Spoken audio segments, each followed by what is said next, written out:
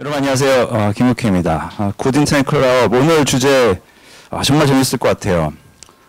워라벨. 옛날에는 이렇게 줄여서 안 불렀는데 뭐가 이제 줄여서 부르기 시작한다라는 거는 이게 중요해지고 있다라는 뜻이 아니지 싶어요. 예전에는 그냥 뭐 WLB 정도, 외래어 정도였었는데 지금 우리 사회에 어떻게 보면은 가장 뜨거운 주제 중에 하나이지 싶습니다. 워라벨. 오늘은 이 워라벨에 대해서 누구보다도 조예가 깊고 또 이제 누구보다도 평소에 생각을 많이 하신 게스트 네 분을 모시고 우리 관련된 이야기 들어보도록 하겠습니다. 가나다 순으로 제가 모시도록 하겠습니다. 먼저 첫 번째 손님입니다. 이제 김영주 소장님 모시겠습니다.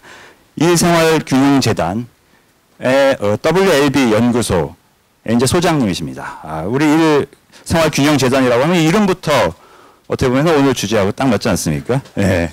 우리 일생활균형재단은 이제 워라벨을 전문적으로 연구하기 위한 이런 비영리 민간 단체입니다. 역사가 꽤 깊어서 어떻게 보면 이제 국내 그 워라벨의 선구자라고 할 수가 있고요. 우리 WLB 연구소 같은 경우는 이제 기업을 위한 컨설팅 그리고 한국에 있어서의 WLB의 모습 어떻게 보면 이제 미래지향적 연구를 실천적으로 하고 계십니다. 뭐 정책 발굴뿐만 아니라 우리 가족이 어떻게 워라벨 친화적이 될 수 있는지 관련된 교육도 진행을 하고 계십니다.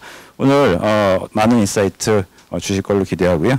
김영주 소장님 모십니다. 여러분 박수 부탁드리겠습니다. 네, 네 감사합니다. 네, 네 어서 오세요. 네, 두 번째 손님 모시도록 하겠습니다. 네, 박세현 CHO이십니다. 우아한 형제들에서 오셨습니다. 여러분 우아한 형제들은 여러분들 뭐 저녁마다 이렇게 쓰고 계시죠, 그 앱. 그 앱을 유명할 뿐만 아니라 또 실질적으로 이제 좋은 회사로 굉장히 유명하죠. 뭐 제가 얼핏 전해드리는 것만으로도 뭐 주 4.5일째 놀랍습니다. 주 35시간 근무, 뭐 2주 리프레시 휴가, 와, 정말 대단한 이런 제도를 정말 그야말로 부러운 기업 문화를 유지하면서도 또 이제 급성장을 하고 있는 우리 우아한 형제들에서 이제 인사를 총괄하고 계시는 박세환 CHO님 모셨습니다. 여러분 박수 부탁드리겠습니다. 네, 네 감사합니다. 네, 그 비결이 한번 듣고 싶습니다. 네, 어떻게 워라벨을 하면서도 훌륭한 기업을 어떻게 보면 워라벨이 그거에는 비결일 수도 있겠습니다. 네.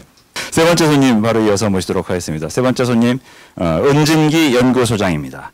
잡플라넷에서 최근 개소한 HR랩스 를 맡고 계십니다. 여러분 잡플래닛이라고 하면 기업 평판 리뷰 사이트 이제 대명사죠. 우리 이제 직장 찾을 때 여러분 현재 직장이 마음에 안 들 때 한 번쯤 이제 열어보는 사이트죠. 그리고 하지만 이제 실제 이제 사장님들은 늘 신경 쓰일 수밖에 없는 사이트. 그만큼 그 안에 진실이 담겨 있고 여러 사람들의 의견과 역사가 남아 있는 정말 이제 소중한 사이트라고 볼 수가 있는데 그 안에서 보시다 보니까 이 HR의 모습, 흐름이 보이셨던 것 같아요. 그래서 어떻게 보면은 이와 같은 연구소까지 개소를 하시고 더 나은 인사 문화를 위해서 연구 활동을 하고 계시는 우리 소장님, 은진기 연구소장님 모셨습니다. 여러분 큰 박수 부탁드립니다. 네. 네, 마지막 손님 모시도록 하겠습니다. 이봉재 부사장님 모시도록 하겠습니다. 대리주부에서 오셨습니다. 네. 여러분 이제 대리주부 한번 그 생활이 바쁘신 분들은 꼭 한번 깔아서 써보셨으면 좋겠어요. 그러면 이제 시간 단위로 끊어서 어떻게 이제 가사를 부탁할 수 있는 새로운 형태의 이제 온디맨드 서비스를 런칭을 하셨죠. 뭐 경력 단정 여성 그리고 워킹맘들 그러면 절실했던 서비스가 아닐까 싶은데요. 고속 성장을 하고 있을 뿐만 아니라 실질적으로 일을 도와주시는 이제 홈 매니저라고 부르시더라고요. 예, 그분들 어떻게 보면은 후생이라는데 수익도 굉장히 늘어나서 우리 사회에 이제 좋은 일을 하고 계시는 스타트업이라고 볼 수가 있을 것 같습니다. 여러분 이봉재 부사장님 박수로 환영하도록 하겠습니다. 네, 안녕하세요. 네, 그럼 저도 자리로 들어가서 바로 이어서 이야기 나누도록 하겠습니다. 네. 네, 여러분 안녕하세요. 네, 안녕하세요. 안녕하세요. 네, 오늘 주제가 워라벨입니다. 근데 제가 이제 소개를 올렸듯이 다들 지금 워라벨이 주된 어떻게 보면 관심사이신 것 같아요. 그렇죠? 지금 여러분들이 신경 써야 될 거, 비전, 지금까지 해왔던 일들, 이제 오늘 주제하고 딱 맞는데, 그럼에도 제가 이제 소개를 드렸습니다만, 그럼에도 제가 놓친 부분이 있을 것 같아서 요즘 또 어떻게 지내고 계신지, 근황 삼아가지고, 제가 이제 소개는 드렸습니다만 혹시 제가 잘못 말씀드린 게 있으면 정정하셔도 되고요. 요즘 어떻게 지내시는지 얘기 한번 들었으면 좋겠습니다. 순서는 상관없고요. 그냥 생각나시는 대로 바로바로 토크 형태로 진행하도록 할게요. 네. 뭐 어쩌다 보니 마이크가 제 손에 먼저 들려 있어가지고 제가 먼저 근황 소개를 좀 드리자면 네, 낯선 분들에게 저의 근황을 말한다는 것이 조금은 어색하긴 한데 네. 아까 저희 주최자분께서도 말씀해 주셨던 것 같고 오늘 사회자분께서도 이 토크쇼, 네, 저는 그냥 토크쇼라고 할게요. 토크쇼를 이제 오픈할 때도 52시간제 얘기를 하면서 이제 오픈을 했잖아요. 네. 일생활 균형 이슈는 2004년도에 주 40시간 근로제 얘기를 하면서부터 한국에서 주요하게 계속 다뤄졌었기 때문에 저희는 새삼스럽게 바쁘기보다는 근데 이제 워라밸이라고 하는 형태로 불리기 시작한 거는 2004년도에는 이게 정부 정책 차원에서 이거를 좀 제한하는 방법으로 가다 보니까 대중적으로 선호하는 분위기는 별로 아니었던 것 같은데 워라밸이라고 호명하는 요 때에는 일반 시민들 자체가 욕구하는 부분이 결합되어 있는 형태로 가다 보니까 더 사회적으로 공감대가 만들어지고 있고 그 부분에 대한 욕구들이 커지니까 그 부분들을 이제 채우는 여러 프로그램에 대한 제안들 이런 것들을 좀 하면서 되게 바쁘게 지내고 있고요. 그리고 오늘은 이제 인터넷, IT 관련한 부분들에 아마 관심이 계신 분들이 더 많이 왔을 것 같은데 저희는 전국을 다 대상으로 돌다 보니까 청주에 이제 그런 제조업 산단 이런 데에서도 프로그램을 하고 부산에 가서 이제 점심시간에 아빠들이랑 아카데미도 하고 이러다 보니까 전국 단위로 활동하고 있어가지고 약간 뭐 저에게 마일리지 카드는 없지만 인생에 이 마일리지 굉장히 쌓이고 있지 않나 이런 활동을 하면서 그냥 네 보내고 있습니다. 네. 네, 전국 방방곡곡을 돌면서 어떻게 보면 그 워라밸을 전도하고 계시는군요. 근데 생각해보니까 이 워라밸이란 말이 생긴 이후로 인식이 많이 달라진 것 같아요. 뭔가 이 워라밸이란 말 자체가 약간 뭐 인스타그램에 어울리는 왠지 이거 태깅 한번 하고 싶은 그런 느낌이 좀 많이 있어서 그런지 어떻게 하면 이걸 좀 돋보이게 할 수 있을지에 대한 수요가 많을 것 같아요. 그렇죠? 네. 네. 네. 제가 네. 안녕하세요. 우한 형제들 박세훈입니다. 좀 네, 오늘 모더레이터분, 사회자분 말씀하신 거 좀 수정 드릴 것도 있고. 예. 네. 우선 저희는 사실 워라밸을 추구하는 회사가 아니에요. 제가 이제 외부에 이런 자리 이렇게 나갈 때마다 저희 회사 뭐 일하기 편한 회사도 아니고 워라밸을 단 한 번도 저희가 먼저 얘기한 적은 없습니다. 네. 어떻게 보면 되게 역설적으로 아마 대한민국에서 가장 좀 성과를 중요하게 생각하고 그걸 중심으로 추구하는 회사가 저희 회사고요.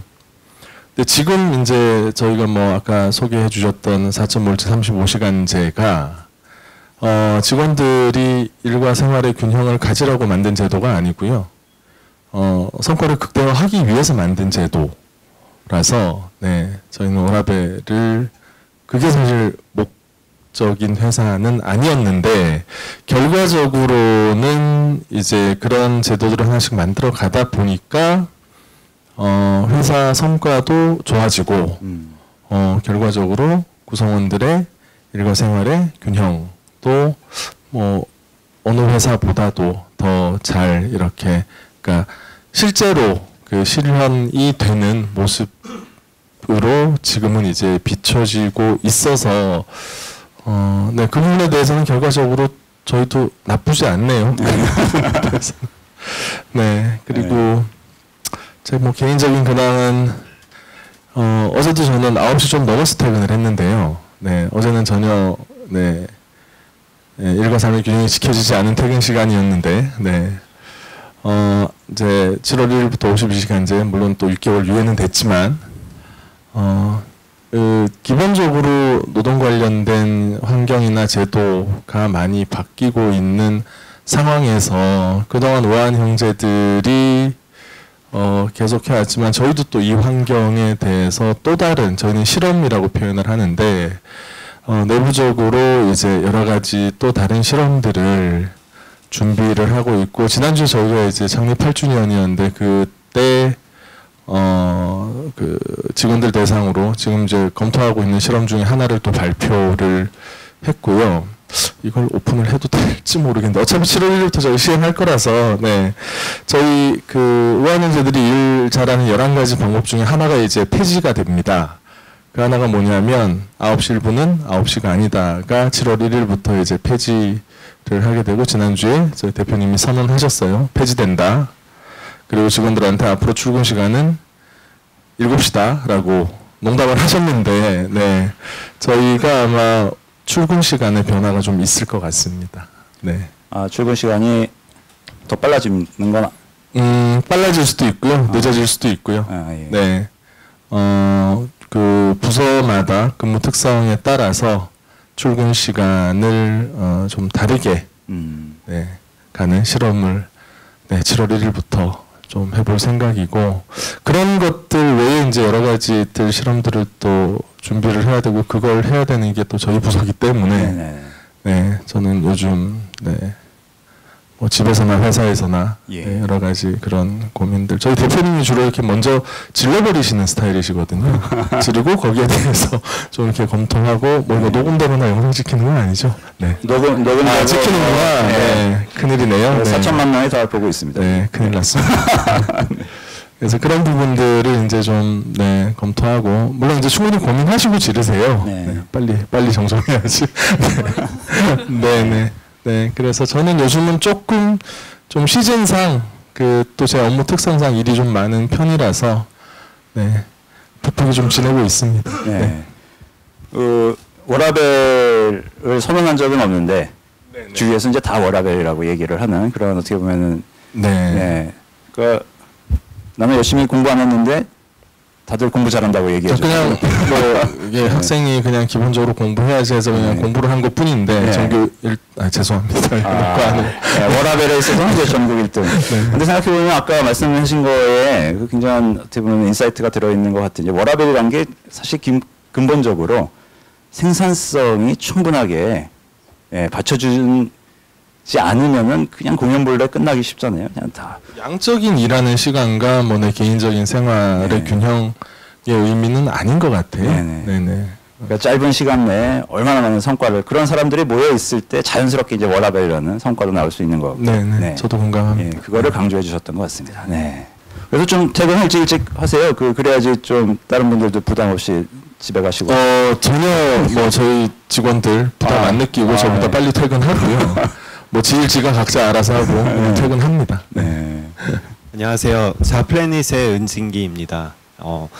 자플래닛은 아시다시피 워라벨뿐만 아니라 좀 임직원 만족도 그리고 이제 다양한 팩터들 임직원 만족도나 아니면은 뭐 워라벨이나 CEO 지지율 이렇게 이제 회사의 기업 문화를 만들어가는 다양한 이런 정보들을 가지고 있는데요.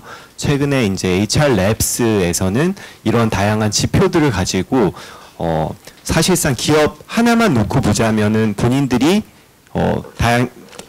이전 연도에 비해서 얼마나 기업 만족도가 높아지고 있고 뭐 야근은 얼마나 많이 발생하고 있는지 그런 지표들은 본인들이 알겠지만 사실상 배달의 민족 우한 형제들이 있다면 그러면은 우리는 네이버에 비하면 어떻지? 이렇게 이제 비교 분석이 불가능하지 않습니까? 각 기업에서는. 근데 이제 HR 랩스에서는 그런 다양한 팩터들 뭐 채용이나 이제 워라벨이나 뭐 CEO 아니면 임직원 만족도 그리고 어떤 직군에서 만족도가 떨어지고 이러한 다양한 것들을 좀 연구하는 기관인 HR 랩스를 설립을 했고요. 당연히 워라벨도 되게 이제 저희가 주의 깊게 보고 있는 큰 요소 중에 한 개입니다.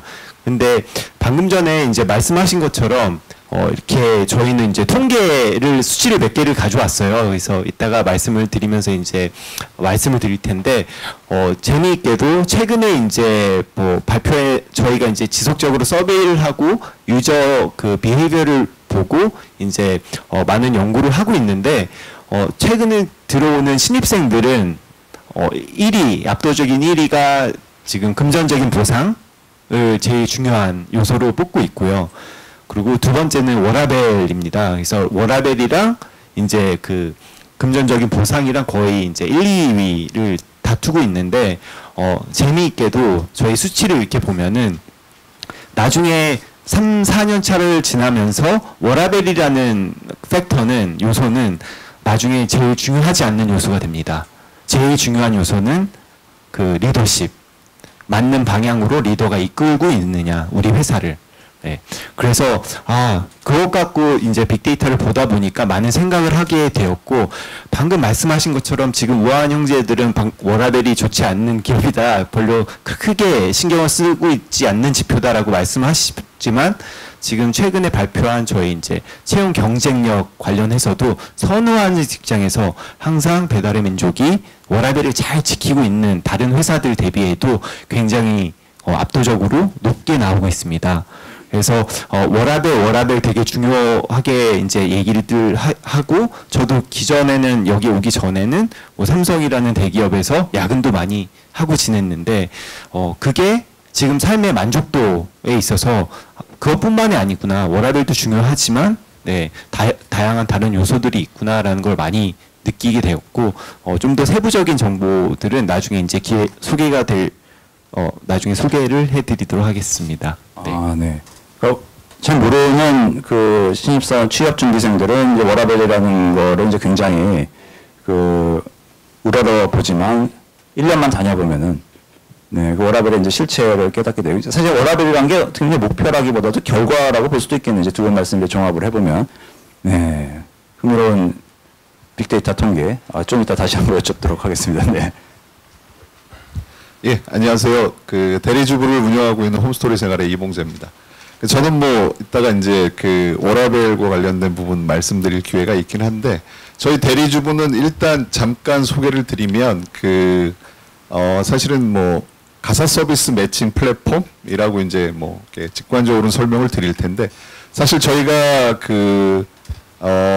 기업에 있어서의 워라밸과는 조금 주제가 틀린 결이지만 간단하게 좀 설명을 드리면, 사실은 여성들이 경제적인 활동을 결혼을 해서도 이제 유지하는 과정 중에 보통 보면 육아라든가 이제 가사 노동으로 인해서 사실은 경력 단절이 되는 경우가 꽤 많이 있습니다. 특히 이제 한국 사회에서 보면 실질적으로 그게 이제 어떤 뭐 사회적인 복지나 아니면 정부의 정책이라든가 여러 가지 이제 사회 제반적으로 사실 좀 완성되지 않은 그런 경우들이 있기 때문에 사실 여성들이 그런 경력 단절의 경우들을 많이 겪고 있는데, 그런 분들이 경력 단절되지 않고 사실 일하는 데 있어서 앞서 말씀드린 육아나 가사 노동과 관련된 부분들을 사실 사회적으로 좀 배분해 줄 수 있는 기업, 그다음에 활동들이 좀 사실은 그 곳곳에 조금 존재는 합니다. 이제 그게 뭐 보통 저희가 얘기하는 뭐 직업 소개서 같은 데서 해주는 연결들 고리들이 있는데, 저희가 이걸 플랫폼으로 연결해서 경력 단절과 관련된 부분들을 잘 연결해서 사실은 서비스 해드리면서 좀 그런 부분들이 없어지는 역할들을 하는 역할을 만들려고 저희가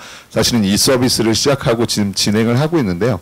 그게 이제 어찌 보면 좀 전에 얘기하셨던 기업 내에 있어서의 워라밸과는 좀 다른 얘기지만, 여성들이 사실은 이제 기존에 가사에서 또는 육아에서 사실은 뭐 기존에 이제 일하시다가 기업이 일하시다가 이제 그만두시고 사실 이제 집에서 또 다른 활동들을 하고 계신 그 과정 중에서 또 거꾸로 나와서 계속적인 사회 활동을 하고 싶을 때 저희가 이제 그런 걸 매칭해 줄 수 있는 역할들을 하면서 저희는 오히려 더 이제 그분들한테 조금 도움을 주는 역할들을 하고 있다라는 생각이 들어서 저희가 이제 그런 서비스를 하고 있고요.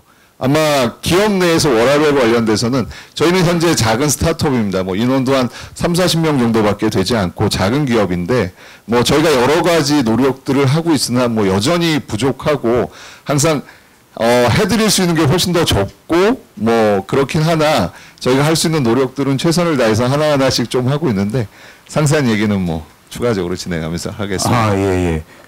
이제 아까 말씀하신 것 중에서 그 기업 내 워라밸이 아니라 오히려 그 말씀하신 게 저는 더 중요하다는 생각이 갑자기 확 드는데, 우리 사회 워라밸, 특히 그 우리가 남자하고 여자를 놓고 봤을 때 여자의 워라밸은 훨씬 더 힘든 상황이 있는 것 같아요. 우리 사회적으로. 사실 우리가 워크냐 라이프냐 이제 밸런스를 논할 수 있는 것 자체가 어떻게 보면 굉장히 큰 사치일 수가 있잖아요. 이제 많은 경력 단절 여성들이라든지 워킹맘 같은 경우는 그야말로 둘 중에 하나를 선택할 수밖에 없는 그런 처지에 놓인 경우가 많은데 그에 대한 일종의 이제 해법으로 이제 민간에서 스타트업을 통해서 이런 방식으로 실마리를 찾을 수 있지 않을까 하는 시도를 하고 계신 것 같아요. 이제 대리주부가. 네, 그걸 만약에 인정해 주시면 감사한 거고요. 네. 오늘 그 포인트를 말씀해 달라고 하면 훨씬 더 잘할 수 있는데 주제 조금 벗어난 얘기라. 예. 아니 그 똑같은 워라벨인 거죠. 예, 그렇죠. 뭐 기회를 주시면 이따 좀 더 상세히 말씀을. 지금이 드리도록 기회입니다. 네. 그것과 관련돼서는 좀 더 말씀을 드리면 사실 이게 가사 서비스나 육아 서비스와 관련돼서 국가가 해줄 수 있는 역할이 뭐 서구 유럽이라든가 이제 다른 나라들 같은 경우에 보면 복지 제도로 푸는 케이스들이 상당히 많아서 그 뭐 사회적인 뭐 합의라든가 어떤 이제 정책적인 부분들에 있어서 되는 경우들이 유럽 같은 경우는 상당히 많긴 하나 그게 이제 산업적으로 막 급격하게 발전되는 나라들의 전반적인 특징을 보면 사실 거기까지 국가가 케어하기는 좀 어려운 것 같아요. 그래서 국가가 케어할 수 있는 정책적인 부분들이 있는 반면에 사실 민간 영역에서 사업적으로 활성화하면서 사실은 그 육아나 그다음에 가사노동과 관련된 부분들을 대체하는 산업이 규제적으로 조금 더 이렇게 풀어지거나 많이 활성화될 수 있게끔 만들어주는 역할만 해주셔도 사실은 풀릴 수 있다라는 생각을 좀 하고 있거든요. 좀 이렇게 맞지 않는 얘기지만 좀 간단하게 말씀을 드리면 홍콩이나 싱가포르 같은 데 가면 홍콩 인구는 한 550만이고 그다음에 싱가포르 인구는 한 720만인데 그 가사 서비스를 하고 있는 노동자분들이 한 30만 명, 한 25만 명 정도 됩니다. 근데 이분들의 대부분이 사실은 물론 이제 그 동남아에서 오신 외국인 가사 도우미 분들이거든요. 근데 그분들이 실제 육아나 가사 노동을 하는 일반적인 경력단절 여성들을 대체해서 실제 그 서비스를 대체해 줌으로 인해서 여성들이 경력단절 되지 않고 실제 나가서 사회에서 일하실 수 있는 경우가 굉장히 많이 있습니다. 그 대부분의 가정들이 그렇게 되고 있고요. 근데 저희는 인구가 한 5,500만 정도 되는데 국내에 있는 가사도우미가 현재 예상되는 인원으로는 한 30만 명 정도 됩니다. 그러니까 전체 인구 대비의 퍼센테이지는 저희가 한 10분의 1 정도밖에 되지 않는데 이건 산업적으로 외국인 가사도우미를 일단 허용하지 않고요. 일반적으로는 수요는 훨씬 더 늘어나고 필요한데 저희가 전통적으로 보면 뭐 예를 들면 시어머니나 뭐 친정어머니나 이게 주변의 분들한테 사실은 그 부탁을 해서 하는 케이스들로만 사회적으로 형성이 돼 있는데 이걸 이제 문화적으로나 그렇지 않으면 사회 기반적으로 자유롭게 활용을 해서 실제 그 일과 그다음에 그 생활을 병립할 수 있는 부분들이 가능한 부분들이 있어서 저희가 이제 그런 노력들을 사실은 계속 하고 있습니다. 그래서 그 부분들은 조금 더 이제 상세하게 추가적으로 설명드리겠습니다. 그 물론 이제 뭐 다른 어떤 이제 북구 선진국처럼 사회 기반이 서포트를 해주지 못한다면은 적어도 이제 개개인이 그런 선택을 내렸을 때 비즈니스적으로 이걸 풀어야 되는데 그러면 이제 돈으로 이걸 해결할 수 있어야 되는데 한국은 그것조차도 힘든 상황이죠. 그렇기 때문에 결국은 최종적으로 의존할 수밖에 없는 인간관계를 가지고 시어머니, 어머니, 장모님 풀어야만 하는 그야말로 이제 답답한 상황이 오히려 이 한국 이제 삼국사 이제 워라벨의 장애 요소가 되고 있다라고 이제 말씀해 주신 것 같아요. 그래서 이거 정책적으로 풀 수 있는 걸 한번 우리 고민해 보자. 이런 메시지를 던지신 것 같습니다. 네, 네, 그렇군요. 네. 그 워라벨 얘기 조금 뭐 좀 더 해보면 이제 워라벨 관련해서 아까 우리 취업준비생들 이제 워라벨 얘기를 한다고 하는데 저도 이제 얼핏 들어가 보면은 뭐 그 회사 워라벨 좋나요? 뭐 이런 얘기들 많이 나오는 것 같아요. 그래서 이제 워라벨을 이제 좀 둘러싸고 요즘에 어떤 트렌드 여러분들이 좀 느끼신 거 이 워라벨이라는 단어에 대해서 뭐 다시 한번 생각해 보도 좋고요. 그런 얘기 한번 나눴으면 좋겠어요. 요즘에 뭐 이런 용어들이 많아요. 뭐 욜로, 뭐 소확행. 그래서 뭐 일부 이제 기성세대 같은 경우는 이게 지나치게 뭐 어떻게 보면 이제 화이팅이 없어진 거 아니냐 우리 사회 이렇게 뭐 이런 말씀 하시는 분들도 계시고 제가 한 건 아닙니다. 어떻게 그런 걸 볼 수가 있을까요? 네. 네. 일단 제가 좀 수치로 네, 수치로 네, 좋습니다. 네. 소개 못 드린 수치로 좀 말씀을 드리자면 사실상 이제 저희가 매년 서베이를 진행을 해요. 그래서 최근에 18년 그 상반기에 2번의 서베이를 했는데요. 좀 비슷하게 수치가 나타났어요. 그래서 취업에서 반드시 포기할 수 없는 2가지를 뽑으라는 질문에 남학생들은 1위가 뭐였냐면은 업무와 삶의 균형이었어요. 70점 50, 60.5%가 그 정도를 이제 선택을 했고요. 두 번째가 복지 및 급여였어요. 그게 68.4%. 여자분들은 오히려 그 복지 및 급여가 1위였습니다. 그래서 69.2%. 그리고 업무와 삶의 균형이 66%로 예, 두 번째를 이루었어요. 그래서 보시다시피 굉장히 중요한 요소들 중에 한 개고, 또 이제 최근에 5월달에 회사 선택시 주요하게 고려하는 요소에 대해서 상반기 2018년 상반기 1월에서 5월까지 저희 이제 내부 데이터를 보면은 회사를 선택할 때 가장 중요하게 생각하는 것에 대해서 급여 및 복지 수준이 77.9%로 높았지만 일과 삶의 균형이 두 번째로 거의 50%의 학생들이 굉장히 중요하게 이제 뽑아주셨어요.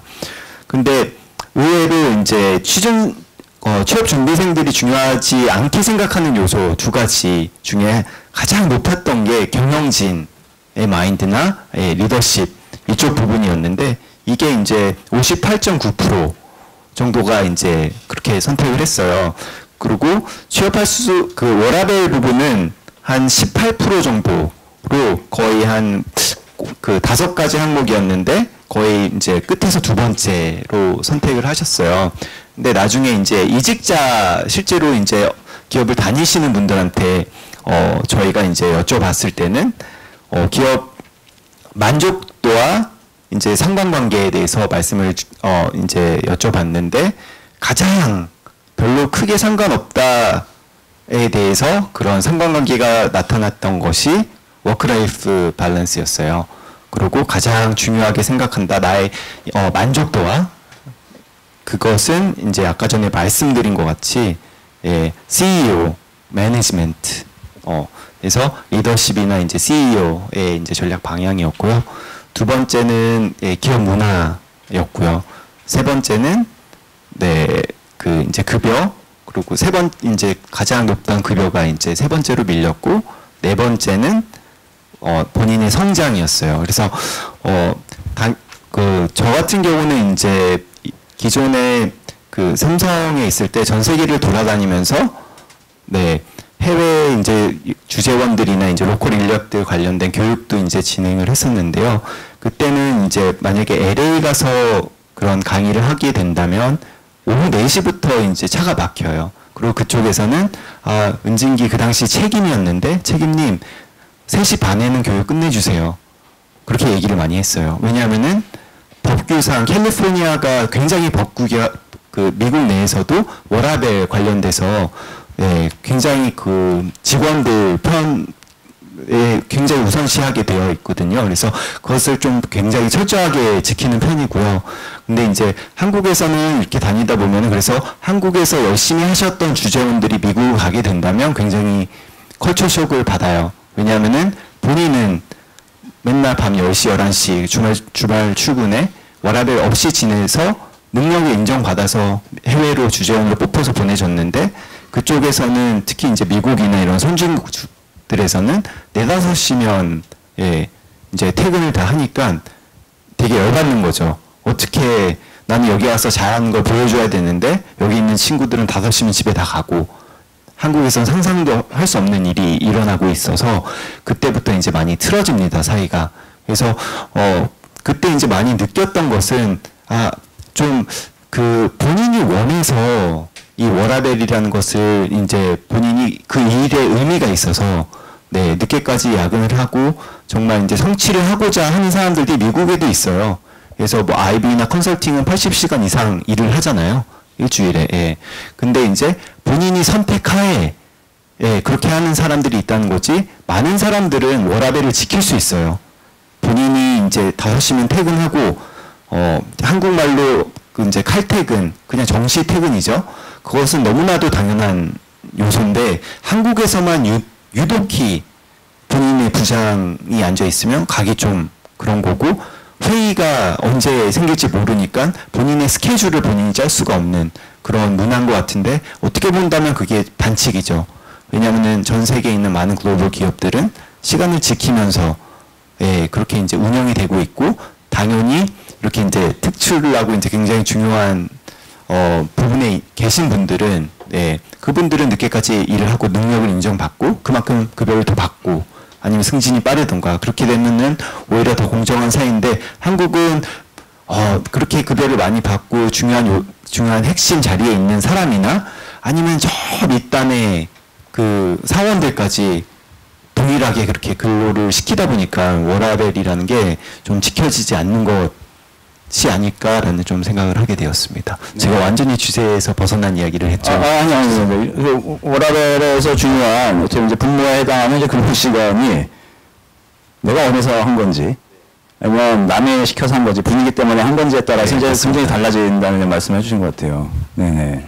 네, 제가 좀 연결해서 은지기 소장님께서 문화 관련한 부분과 시간과 이때문에 해외 사례를 말씀해 주셨잖아요. 좀 연결해서 말씀드리면 저희가 현장에서 가장 체감하는 것은 아까 여기 용감한 형제들에서도 말씀해 주신 것처럼 워라밸을 하기 네, 죄송합니다. 예, 유아한 형제들에서 말씀해 주셨던 것처럼 우아하긴 한데 이제 별로 용감하지 않아요. 네, 죄송합니다. 네.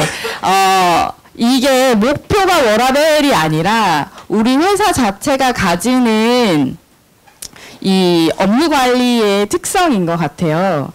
우수 사례로 진짜 우수 사례로 소개되는 기업들 현장에서 체감하는 거는 이 시간 관리가 아니라 성과 관리, 그러니까 일 관리라고 하는 중심에서 그 전략적으로 우리 회사가 필요한 지점들을 고려할 때 전략으로서 일생활 균형이 들어올 때 성공하는.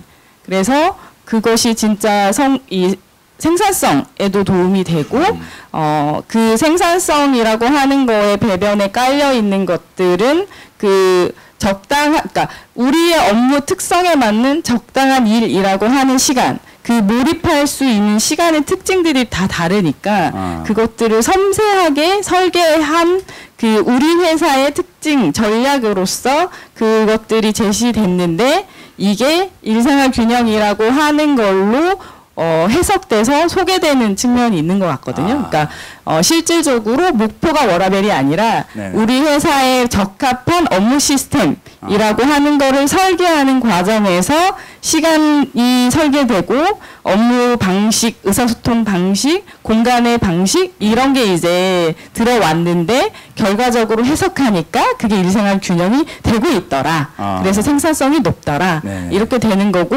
플러스로 그래서 이를테면 현재 신입 직원들이 지향하는 워라밸과 임금이라고 하는 게 왜 시간이 지나면 기업 리더의 리더십이 중요하게 되냐라고 하는 건 결국 그거를 시스템적으로 운영해주고 실천해주고 이런 게 그러니까 지향이 아니라 작동하고 있다라고 하는 거에 어떤 게 중요한가라고 하는 걸 현장에 들어가서 알게 되는 거죠. 네. 이제 그런 부분들이 되게 주요하게 있는 것 같고 그리고 이제 미국 같은 경우에는 아까 말한 대로 이 개개별의 시간 관리를 하지 않아도 이 신뢰관계 안에서 우리는 우리의 업무 관계로 계약을 했기 때문에 우리가 업무 관계에 대해서 약속한 이 부분을 최대한 성과로 스스로가 하고 이게 안 될 때는 계약 파기 뭐 이렇게 되는 거잖아요. 근데 이런 부분들이 자연스럽게 좀 형성될 수 있는 문화 안에서 진행이 되다 보니까 가능한. 근데 한국은 경제 발전이 우선 막 먼저 되고 그다음에 민주화 막 되고 그러다 보니까 그 개별 시민으로서 가지는 어떤 자기 직무의 책임성이나 직무가 구체적으로 이러이러한 거를 수행한다라고 하는 자기 준비가 될 수 있는 부분도 이 사회적으로 좀 적었던 것 같고 기간이 그 기업 자체도 그런 부분을 접근하는 데 있어서 아직 HR 이 D가 좀 잘 발달이 안 돼 있잖아요. 그래서 그런 부분들이 좀 잘 되는 기업에서 우수 사례로 좀 보여지는 것이 아닌가 그렇게 생각이 들어요. 그래서 그런 좀 문화적인 차이가 있는데 그 문화적인 게 굉장히 이 워라밸에서 중요하다라고 하는 거를 이제 말씀을 해주신 것 같고 제가 좀 더 보탰습니다. 예. 그 말씀하신 것 중에서 흥미로운 게 이제 한국과 그 이제 선진국의 이제 차이점 중에 하나가 한국은 어떤 그 사회 발전상 문화적인 특성 때문에 그 근무 시간이 좀 이제 대기 시간처럼 돼버린 거잖아요. 그게 이제 실제로 일을 하는 몰입의 시간이 아니다 보니까 사실 뭐 앞으로 어떻게 될지 모르니까 일단 나와서 기다리고 있는 거잖아요. 이제 그러다 보니까 어떤 그 말씀하신 계약 관계에 의해서 이게 명쾌하게 평가되기도 쉽지가 않고 그러니까 사회 전체적인 생산성은 굉장히 이제 최저 수준이라고 되어 있는 것 같고 그렇다면 어떻게 이거 우리가 이제 풀어야 될까요? 이제 아까 말씀하신 바로는 워라밸을 잘 하는 데는 그건 이제 목표로 한 게 아니라 여러 가지 환경이라든지 시간이라든지 그거에 따라서 어떤 성과를 낼지 조율한 거에 목표를 삼고 가다 보니까 결과적으로 워라밸도 좋아졌던데 말씀하시는데 어떻게 해야 될까요? 이거 뭐 소장님도 그 연구 테마 중에 하나실 것 같고 다른 세 분도 고민이 많으셨을 것 같아요. 어떻게 하면 우리 조직을 다른 조직을 이끌고 있는 입장에서 더 좋은 회사 다 이제 워라밸을 목표로 하시고 있는 것 같지는 않아요. 지금 네 분 다 어떻게 보면은 네 분 다 이제 워라밸은 이제 결과로 나타나셔서 이 자리에 오신 것 같은데 그 좀 팁이랄까 노하우 쉽게 따라할 수 있는 이런 것 좀 우리 공유했으면 좋겠어요.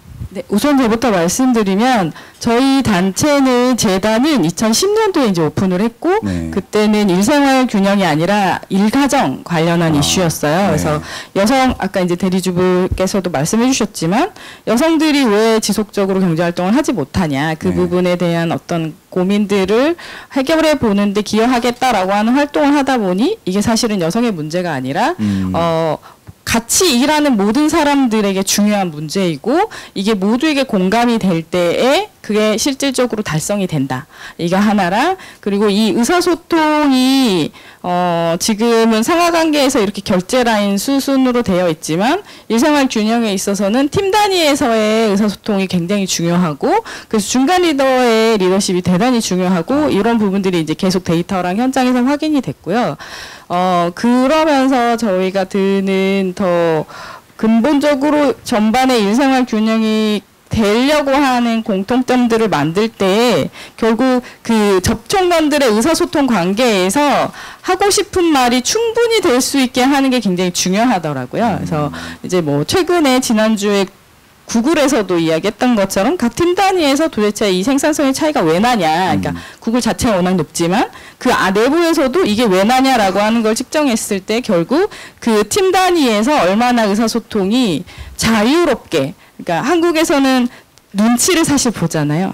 그래서 내 생각을 재단하고 그러다 보면 다양성이 떨어지게 되고 그러다 보면 사실 소비자의 일테면 욕구가 어떤 건지 다양하게 수용을 해가지고 그거에 적합하게 세팅을 빨리빨리 해야 되는데 그게 원천적으로 차단되는 상황이었던 거예요. 그래서 저희가 현장에서 한 7, 8년 동안 목격한 거는 팀 단위의 의사소통이 굉장히 중요하고 그 안에서 이를테면 탈각되더라도 옳은 말이 아니더라도 자유롭게 얘기할 수 있다라고 하는 심리적 안정성이 확보되는 리더십을 가지고 있을 때 생산성이 굉장히 높고 이것이 이를테면 생산성은 우리 기업이니까 생산성이 높아서 이윤이 잘 나는 방향으로 사실 선택하게 되어 있잖아요. 그래서 이거를 얼마나 리더가 수용해 주냐.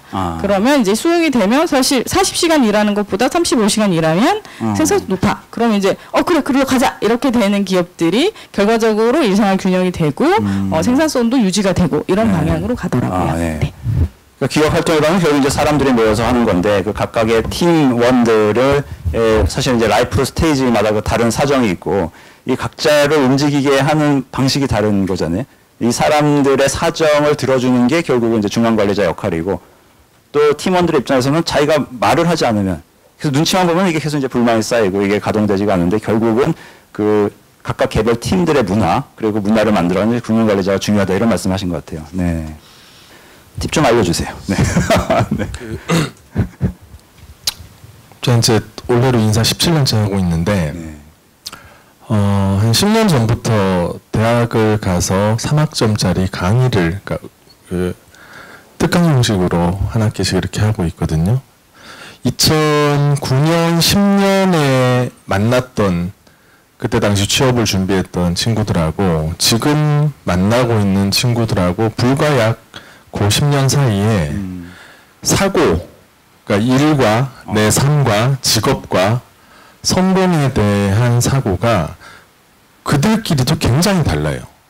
그럼 지금 여기 앉아 계신 저를 포함한 30대, 40대 분들하고는 엄청난 갭이 있다라는 거거든요. 그러니까 성공에 대한 그 생각 자체가 저희 세대만 하더라도 저희 세대라고 하니까 좀 그런데 40대입니다. 네. 또 제 윗세대들 50대 분들만 하더라도 그래도 다수가 사회에 나와서 내 일을 가지고 내 가정을 가지고 내 가족을 부양하고 이게 이제 그냥 기본적인 의식이었다라고 하면 지금 사회에 나오려고 준비하는 친구들, 사회에 나와 있는 초년생들, 30대 초중반까지도 이 생각이 다르거든요. 결혼은 그냥 선택의 문제인 거죠. 그리고 회사에 대한 로열티 자체도 철저하게 계약 관계인 거예요. 평생 직장 무너진 지 이미 오래됐고요. 그러니까 내가 현재 지금 하고 있는 조직에서 좋은 커리어를 쌓아서 다른 데로 가야지라고 생각을 하지, 내가 이 회사에서 정년퇴직을 할 때까지 열심히 다녀야지, 이 기본적으로 내가 내 일을 추구하고 삶을 살아가는 데에 대한 목적이라든가 의미를 두는 부분이 달라졌고 앞으로는 아마 더 많이 달라질 거라고 저도 생각을 하거든요. 그러다 보니까 당연히 뭐 상사가 눈치를 준다고 해서 퇴근을 못하고 이런 것들에 대해서 당당하게 부당함을 얘기를 하는 세대들입니다. 그리고 여기 이제 사업을 하시는 대표님들도 계실 것 같고, 뭐 인사나 관리 부서에 계시는 그분들의 그 사고가, 그럼 마냥 우리의 기준으로, 우리 윗세대의 기준으로, 야, 너 지금 회사 생활 잘못하고 있는 거야 라고 과연 얘기할 수 있느냐, 그게 정말 정답이냐, 씨알도 안 먹히거든요, 사실은. 그럼 그런 성향을 가지고 있는 구성원들은 앞으로 계속해서 조직에 유입이 될 거고, 또 약간 보수적인 생각, 그래도 일이 우선이지, 내 가족 먹여 살리려면 하는 구성원들은 점점 아마 이제 조직에서 수가 줄어드실 거예요. 그러니까 결국에는 지금처럼 취업이 어려운 시대에도 또 사업하시는 분들은 조직이 크건 작건 간에 사람 뽑기 힘들다라고 얘기를 하시는 게 그거는 사고의 차이가 분명히 존재를 합니다. 그 간극을 못 메꾸고 있는 거죠. 그러면 결국에는 그중에서도 우리가 원하는 좋은 인력을 뽑으려면 그들이 추구하는 일이나 삶에 대한 가치관을 맞춰주면서 그 성과를 극대화해서 우리 사업의 성과를 극대화하는 쪽으로 고민을 해야 되는데, 그런 측면에서 사실은 저희는 그래서 노골적으로 대놓고 떠나라라고 하거든요. 네가 여기서 경력 잘 쌓아가지고 평생 직장 없어, 떠나. 근데 있는 동안에 회사를 위해서가 아니고 너의 좋은 커리어를 위해서 열심히 일해. 그게 자연스럽게 회사의 성과가 될 거야. 그리고 그건 너라는 사람이 직장인이 아니고 직업인이 될 수 있는 기본이 될 거야. 그걸 오한 형제들의 발편으로 삼아. 그러면 그 발편으로 삼기 위해서 네가 노력한 기여는 역시 오한 형제들의 좋은 성과가 될 거야. 이 그 선순환의 구조를 어떻게 보면, 그거 사실 뭐 저희가 그걸 그려놓고 고민한 건 아닌데 지금 결과적으로는 그런 모습이 되고 있는 것 같아요. 그래서 저희 회사의 구성원들을 보면 저희도 이제 님문화를 작년부터 쓰고 있는데, 어느 정도 친해져도 서로 나이 차이가 있더라도 말 편하게 하지 않아요. 야자하지 않더라고요. 이들끼리는. 왜냐하면 그 철저한 그 관계적인 거리를 이들은 알고 있다라는 겁니다. 회사에서 저분이 나보다 나이가 많아도 저분도 나도 회사와의 근로계약을 맺고 여기서 일을 하기 위해서 온 사람이고, 또 상대적으로 저 친구가 나보다 나이가 어리고 내가 일을 가르쳐주는 후배지만 그냥 좀 부정적으로 봤을 때 막대하지 않는다라는 거죠. 언제 어디서 어떻게 다시 만날지 모르는 관계이고, 그런 것들이 이들에게는 이미 어릴 때부터 성장하는 과정에서부터 암묵적으로 형성이 되어버린 거죠. 그런 친구들을 대하려면 제가 이제 가끔 그래서 19세기의 사무실에서 20세기의 관리자들이 21세기의 구성원들을 관리하는 모습이 지금 현재 우리나라 회사의 모습이다 라고 하는데, 그런 변해야 하는 쪽은 어딨냐는 사실 자명합니다. 네. 좀 벗어났나요, 주제에서? 네. 네.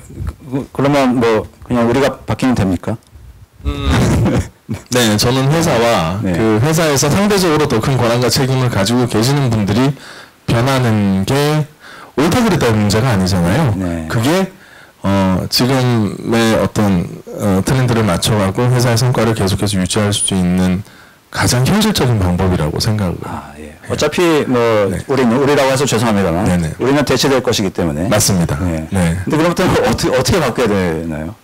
아까도 말씀드렸듯이 그쵸, 21세기의 사람들의 성과를 잘 낼 수 있는 근무 환경을 만들어주는 게 맞는 거죠. 그거는 사실은 각자 회사마다 다를 것 같아요. 네. 저희 회사가 하고 있는 모습이 절대 정답 아니. 기업문화하고 리더십의 정답이 어디 있어요? 네. 그럼 그러니까 각자 이제 회사에서 선생님이 하는 주신 것도 팁은 그 작은 단위의 팀의 그 중간 관리자가 잘 어떻게 이제 보살피고 서로 소통을 통해서 모두가 원하는 거를 이끌어내는 거라고 말씀하셨는데, 그럼 뭔가 약간 좀 구체적인 우아한 팁 뭐 이런 거 없을까요? 좀 우리가 따라하기 쉬울 만한. 그 이제 저희 회사 제도를 벤치마킹 하시는 분들이 되게 많이 물어보시는 게 휴가 관련된 거 많이 물어보시거든요. 이런 거 뭐 기본적으로 저희는 이제 연차휴가 같은 경우에도 촉진제를 하고 있기 때문에 반드시 소진을 해야 되고, 소진율이 100%가 넘습니다. 내년에 발생할 거에 땡겨 쓰는 거죠. 그러니까 100%가 넘어가요. 그 외에 이제 비법정 휴가가 굉장히 많은데 비복종? 비법정. 네네. 법하고 상관없는. 복종하기 싫을 때 휴가 내는 이런 거죠. 근데 그런 휴가들이 개수나 이렇게 보면은 이렇게 굉장히 많거든요. 네네. 굉장히 많은데 이런 거 다 하고 언제 그러면은 직원들이 일하느냐. 실제로 작년에 그런 회사의 법정, 비법정, 휴가, 휴직 제도를 다 활용하신 분, 가장 많이 활용하신 분 통계를 내보니까 173일 쓰신 분이 있으세요. 1년에 반 이상을 쉬셨죠. 그죠? 근데 뭐 한 달짜리 특별 휴가직도 쓰시고, 이제 이건 좀 극단적으로 저희가 통계를 또 뽑아봤는데, 저희도 이제 그런 통계 뽑아보거든요.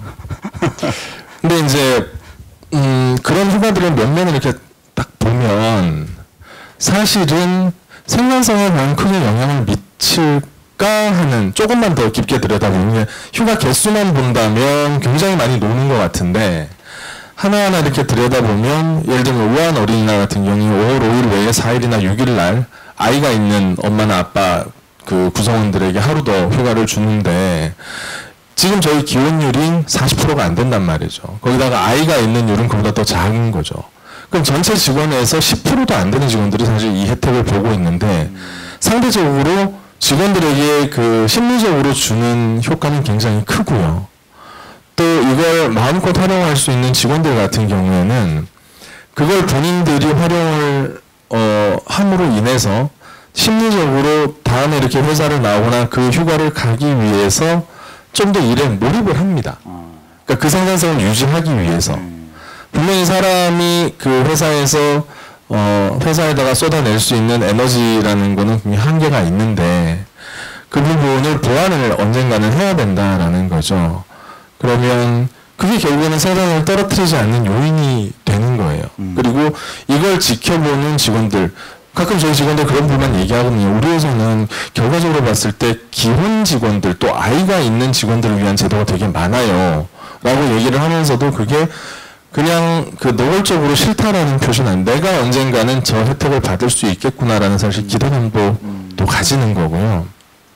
그래서 그런 부분들이 일단은 저희는 기존에 하지 않았던 거에 대해서 고민을 할 때 안 될 것 같다라는 이유보다 될 것 같다는 이유를 먼저 찾아요. 그리고 절대 완벽하게 준비해서 시작하지 않습니다. 그냥 60% 70%만 준비되면 일단 해봐요. 해보고, 물론 직원들한테는 빠져나갈 구멍을 항상 만들어 놓기도 합니다. 이거 실험이야.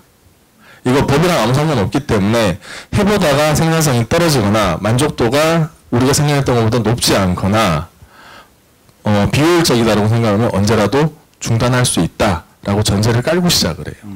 지금 35시간제도 실험이다라고 아직까지도 이제 주장을 합니다. 1년이 넘었음에도 불구하고. 그래서 요새 많은 그 회사에서 저희 회사를 벤치마킹 하시는 분들이 그런 부분에 대한 두려움을 가지고 계시는데, 저희는 일단 해보세요라고 말씀드리거든요.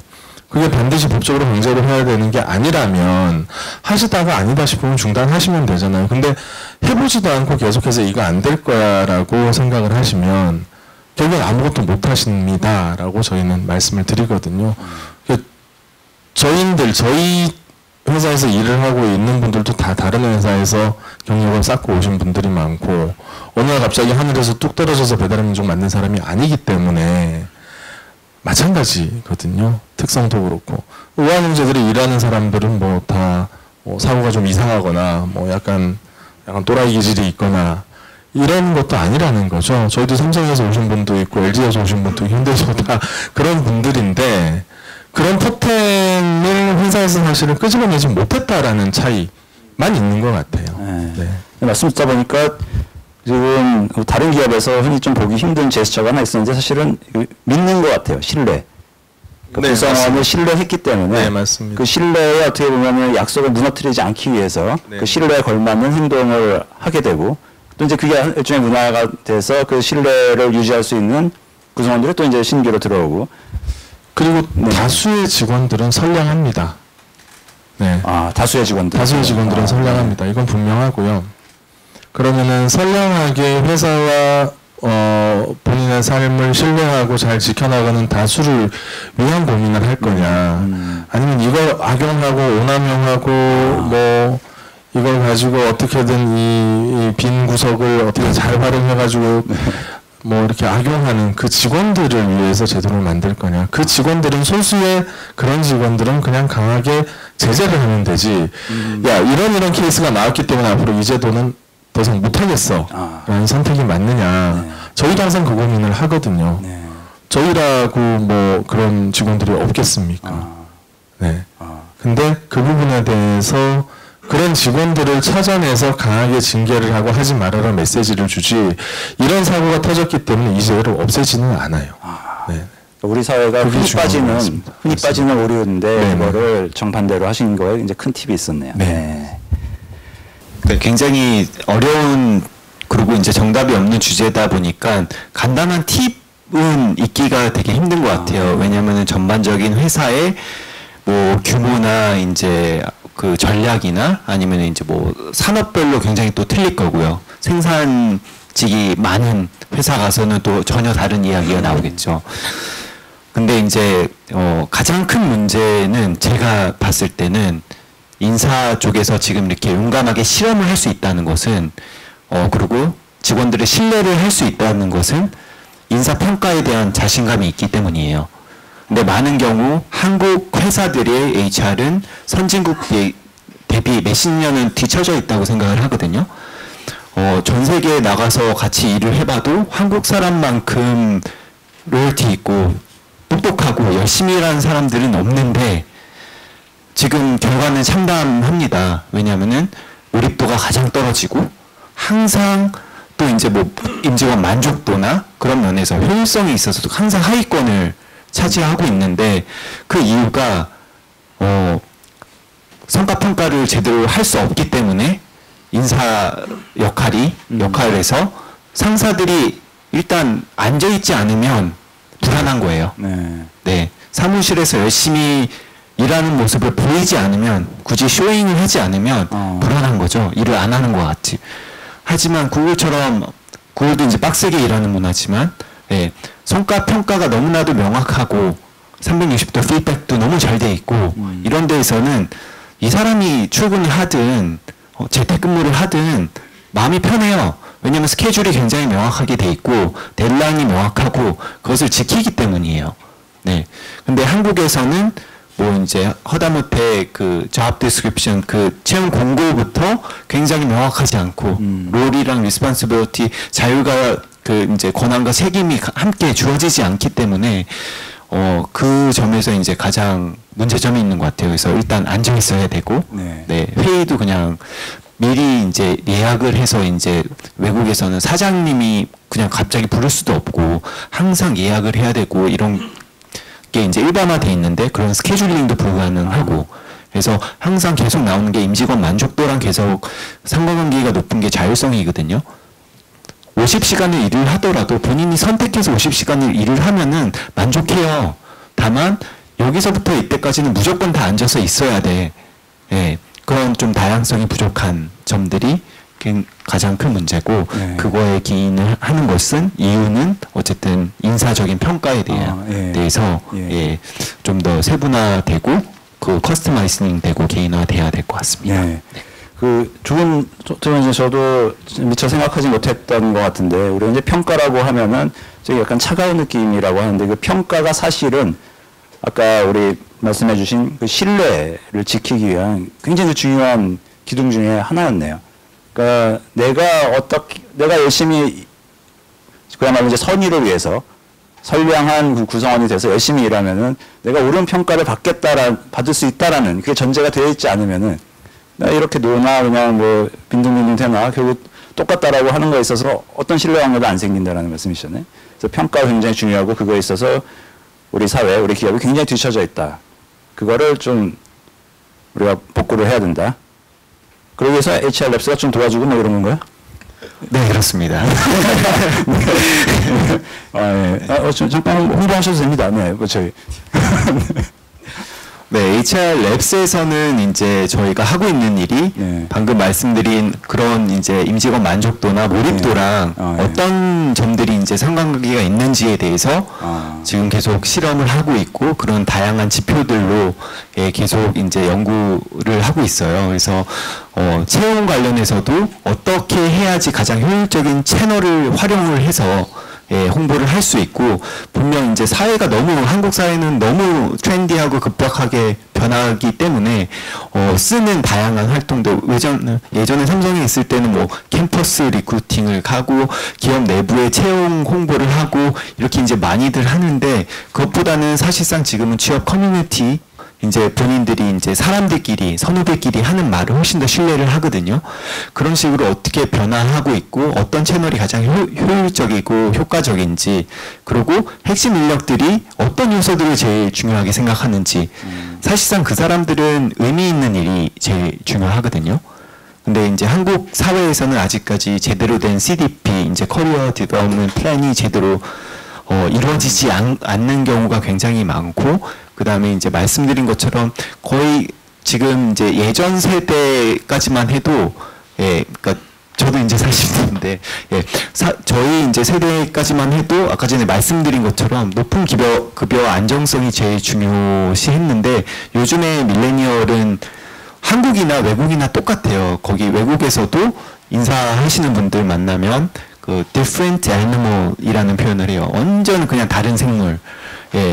해서 근데 그게 이제 한국에 그런 친구들도 있고, 그러니까 다양성의 부재가 굉장히 큰 것 같아요. 그래서 처음에 말씀드린 것처럼 열심히 일하는 친구들은 열심히 일하고 더 오래 일하고 그 대신 성과 평가를 잘 받아서 빠르게 승진이 되면 되거든요. 네. 근데 저는 워라밸이 중요하고 가족이 더 중요해요. 저 승진 안 해도 돼요. 그런 사람들이 저는 이제 미국을 자는데 미국에서는 굉장히 많아요. 예. 그리고 제가 이제 예전에 대기업 다닐 때만 해도 부장 승진이 됐는데, 아니 임원 승진이 됐는데 그것을 거부하는 경우도 굉장히 많았어요. 왜냐하면 저는 실무로서 이 정도까지만 하겠습니다. 예.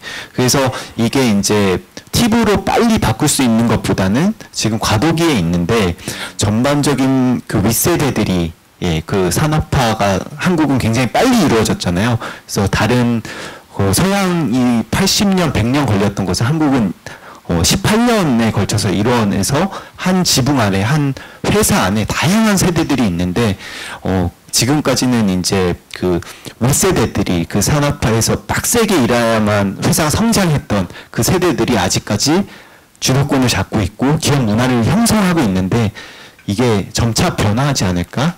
그런 생각을 하고 있습니다. 시대는 지금 엄청난 속도로 바뀌고 있고 그 구성원들도 굉장히 많이 바뀌고 있는데 지금 현재 한국의 HR은 다른 나라는 이미 이제 사이언스가 돼서 일종의 과학이 되어버렸는데 한국 같은 경우는 1970년대적인 문화로 승진도 내 눈에 잘 보이는 사람, 전화 잘 받는 사람 이런 사람들이 주로 하게 되고 이런 게 여전히 있다라는 이런 좀 딜레마가 있네요. 네, 그래서 저희 이제 HR랩스에서는 기업이 바뀌는 것은 저도 이제 회사 내부에서 많은 리포트를 작성도 하고 이제 많은 이제 강연 같은 것도 하고 했는데 바뀌지 않더라고요. 바뀌는 좀 촉진을 빨리 할 수 있는 방법은 외부에서 때리는 거예요. 네. 그래서 뭐 어떻게 때립니까? 외부에서 이제 언론으로 이제 해서 랭킹을 매기던가 이렇게 이제 워라밸 기업들 랭킹을 매긴다든지 네. 그런 거는 또 신경을 많이 쓰시니까 네. 아니면은 이제 뭐 정부 정책이 바뀌어서 이렇게 하면은 굉장히 그 어떻게 보면은 단순한 거예요. 52시간에 딱 맞춰라.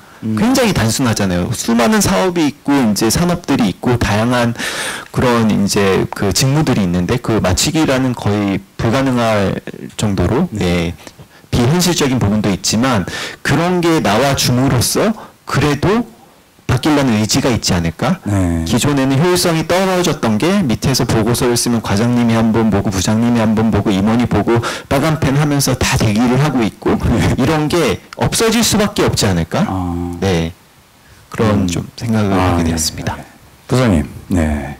그 너무 정답스러운 결론들을 미리 내주셔서 제가 그냥 그 간단한 질문을 질문이 아니라 좀 던지면 사실은 이제 그 좀 전에 배달의 민족에서 얘기하셨던 것처럼 근본적으로 아마 저 방향으로 가야 될 거고 특히 이제 그 젊은 직원들이 결국은 회사에서 계속 이제 많아지고 올라가고 하면서 그들의 문화를 이해하고 사실은 좀 이렇게 객관적으로 보면 인정할 건 인정하고, 그러니까 사실은 이제 문화 자체를 인정하고 그 속에서 생산성을 내는 것과 관련된 결과치들을 잘 이끌어내자라고 하는 거는 저희가 많은 고민들을 해요. 사실은 이제 그러면서 어떻게 그걸 만들어 갈 거냐, 이제 뭐 다양한 시도들, 뭐 인사적인 시도들, 그렇지 않으면 문화적인 시도들 많이 하는데 현실적인 문제를 좀 말씀드리면 이런 거죠. 그러니까 배달의 민족도 그 과정을 거쳐서 지금은 이제 조금 더 큰 기업, 이렇게 많은 인력들을 다양한 시도를 훨씬 더 많은 가치들을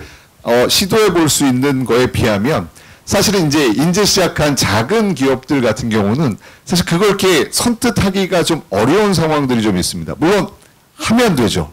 하면 되는데 이제 그 자체가 특히 이제 생존과 관련된 지금 당장 막 이거 아니면 회사가 상당히 어려워지는 뭐 그게 자금적인 이유든 아니면 영업적인 이유든 다른 뭐 실적에 대한 문제든 이런 것들이 존재하니까 사실은 좀 전에 이제 말씀해 주셨던 그 과정을 너무 잘 이해하고 하고는 싶은데 사실 못하는 케이스들이 좀 많습니다. 이제 그러다 보니까 뭐 근무 시간에 대한 거, 그 다음에 뭐 휴가에 대한 거 이런 거 물론 다 이제 자발적으로 하게끔은 해주지만 그럴 때마다 조금 이제 아쉬움들이 좀 있죠. 예를 들면 개인의 목표와 회사의 목표를 사실은 사실 이제 근무와 관련돼서는 본인들의 의사결정의 권한이 워낙 많을 수밖에 없으니까 그동안만큼은 사실 좀 일치해줬으면 좋겠다는 사실 희망을 갖고 있습니다. 그러니까 물론 이제 그분들이 어떻게 이제 활동하냐에 따라서는 틀리고 그 세밀한 목표를 잘 설정해 주는 게 회사나 경영진의 목표이긴 하지만 이제 그런 게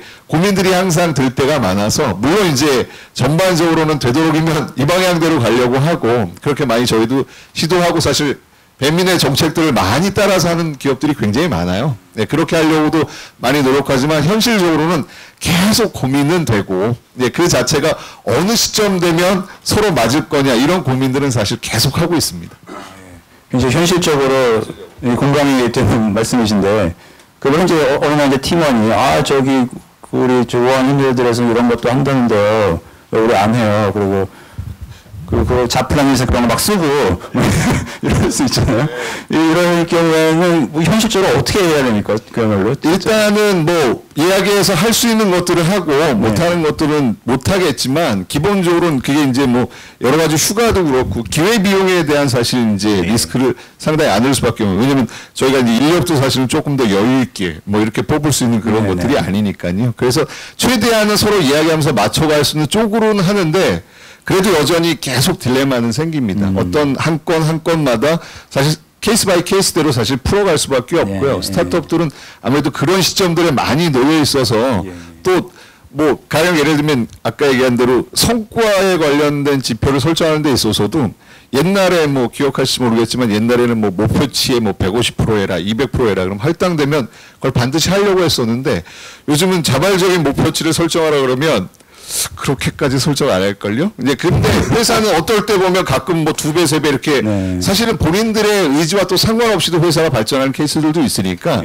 그걸 잘 맞춰가는 과정들도 항상 보면 이견이 있을 수밖에 없을 것 같아요. 그럴 때마다 좀 계속 이야기하는 수밖에 없고 근데 아까 실장님 얘기하셨던 것처럼 전반적으로 선하다라고 하는 건 저도 공감합니다. 그거에 대해서 인정하고 그걸 이제 잘 활용할 수 있게끔 만들어주는 거는 결국 이제 경영진이 좀 더 마인드를 오픈하고 결정을 해야 될 것 같아요. 네. 저희 따라하시면 안 되고요. 이것도 되게 또 역설적인데. 따라하고 싶은 게 아니라 예를 들어서 뭐 팀원이 오늘 이제 방송 우연찮게 보고 저도 157시간, 157일 쓰고 싶습니다. 네. 제가 증명해 보겠습니다. 이럴 수 있지 아, 않습니까? 네. 저희 회사 아까도 말씀드렸지만 이거는 사실 저희한테 맞는 옷을 저희는 계속 7년 동안 고민을 하면서 찾아냈고 그 과정에서 왜 시행착오가 없었겠습니까? 하다가 이제 뭐 그만둔 거 검토를 하다가 하지 않은 거 이런 건 많은데 또 어느 날 갑자기 저희가 하고 있는 이 모든 것들이 갑자기 확 한 판에 만들어진 건 사실 아니고요.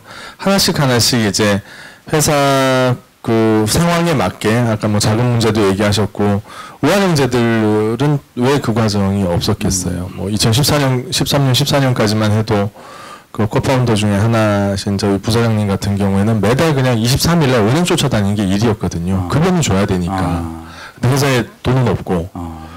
근데 그 과정에서도 사실은 만들었다는 거죠. 영업이익을 낸 다음에 만든 제도들이 아니라는 거죠. 네. 그래서 뭐 이제 저희보다 훨씬 사실은 복리후생을 뭐 한국의 구글이다라고 얘기할 정도로 뭐 하고 있는 뭐 회사의 대표님 그런 얘기를 하세요. 돈 벌면 복리후생 해줄게를 생각을 하는 회사는 평생 복리후생 못한다라고 얘기를 하시거든요. 물론 돈이 많이 들어가는 복리후생도 있지만 의지만 있으면 되는 것들도 굉장히 많고 그런 것들이 구성들의 만족도가 오히려 더 높은 제도들도 많습니다. 그러니까 저희 회사 오셔서 이렇게 벤치마킹 하시는 분들한테 저도 항상 말씀드리는데 따라하지 마세요라고 말씀드립니다. 그러니까 저희가 이걸 왜 만들었는지에 대한 고민하는 과정만 참고를 하시고 돌아가셔가지고 구성원들하고 얘기를 해보시라고 거기서 답이 있다라고 말씀을 드리거든요. 네. 이건 저희한테 맞는 옷이지 절대 다른 회사에도 다 적용될 수 있는 맞는 옷은 네 아니고요. 네. 네 이거는 뭐 은행을 네. 쫓아다니던 시절에 만들었다는 얘기가 이제 확 와닿네요. 은행에서 돌아오는 길에 어떻게 하면 생산성을 높일지 고민하는 과정에서 네네. 만들어진 제도가 네. 겉으로 보기엔 이제 그럴 수도 있다라는 네. 거죠. 그리고 네. 사실은 내부에 답이 있는 것 같아요. 내부에 내부 답이 구성원들하고 얘기를 좀 해보시고 네. 저희가 우스갯소리로 그런 얘기합니다. 다수의 구성원들이 이거 해주세요라고 했는데 대표님이 되게 하기가 싫어요. 그럼 그거 하시면 돼요. 아, 역설적으로. 그게 답일 가능성이 높아요. 대표이사께서 떠나주세요. 떠나주세요. 뭐 이런 것도 있을 수 있는. 아니 그건 이건 좀 극단적인 건데 네. 네, 그러네요. 네. 네. 네. 여러분들이 이제 여러분들께서 해오셨던 노하우 이런 말씀 해주셨는데, 저희 이제 뭐 시간이 어느 정도 이제 다 돼가다 보니까 우리는 이렇게 하고 있지만 여러분 각자가 할 수 없지만 우리 사회가 해줘야 될 일, 또 이제 정책이 해줘야 될 일 있지 않겠습니까? 이런 거 한번 이제 팁으로 한두 개씩 좀 말씀 좀 듣고요. 그리고 여러분들도 이제 질문이 있으실 수 있을 테니까요. 이어서 질문 잠깐, 질문 계신 분들 손 들어주시면은 질문 받도록 하겠습니다. 네. 이런 건 좀 뭐 우리가 정책으로 해결해야 된다. 아니면은 이거는 내 힘으로는 안 될 것 같은데 우리 사회는 좀 바꿔야 된다. 이런 게 있으시면 뭐, 예. 네. 일단은 정책에 대해서는 저는 잘 모르겠어요. 왜냐하면은 모든 산업들을 다 이해를 하고 그 안에 있는 직무들을 이해하지 못한 상태에서 이게 정답이다 아니면 이렇게 해야 됩니다라고 얘기하는 게 굉장히 조심스러운 것은 있는데 한 가지만 느꼈던 거 제 사례에 대해서 좀 말씀을 드릴게요. 제가 이제 외국계 기업에서 그 상사가 미국인이고 미국에 있고 그리고 엔지니어는 일본에 있는 회사였는데 외국계 회사였는데 거기서 이제 저한테 위에 이제 커뮤니케이션이 안 돼서 계속 이제 문제가 생긴다라고 이제 컨설팅을 요청을 해서 제가 이제 자플래닛에 합류하기 전에 그런 일도 좀 했었는데 그래서 가서 이제 보니까 거기 이제 담당자분들은 다 이제 해외에서 오래 비즈니스를 했던 분들이고 그리고 커뮤니케이션에 전혀 문제가 없었어요. 근데 이제 뭐가 문제였냐면은 그 외국계 굉장히 큰 회사였는데 글로벌 회사였는데 거기에 고객사들이 한국 대기업들이었어요. 한국 대기업들은 이 사람들한테 그 외국에서 봤을 때는 불가능한 데드라인을 던졌고 한국에서는 그게 정상이기 때문에 당연히 받을 수밖에 없었어요. 아니면은 다른 데랑 경쟁이 안 되니까. 그래서 미국에 있는 보스는 상사는 왜 이렇게 말도 안 되는 데드라인으로 받아왔어. 일본에 있는 엔지니어도 이거 3개월 걸리는데 어떻게 3주 만에 한다고 오케이를 했어. 근데 이 사람들 입장에서는 안 그러면 매출을 발생시킬 수가 없는 좀 입장이었던 것 같아요. 그래서 거기서는 밤을 새더라도 한국은 그것을 꾸역꾸역 해내고, 그것도 그 돈을 많이 받는 대기업 친구들이 아니라 거기 하청업체들이 다 밤을 새면서 하고 있잖아요. 그래서 일단 대기업부터 많이 바뀌어야 될 것 같아요.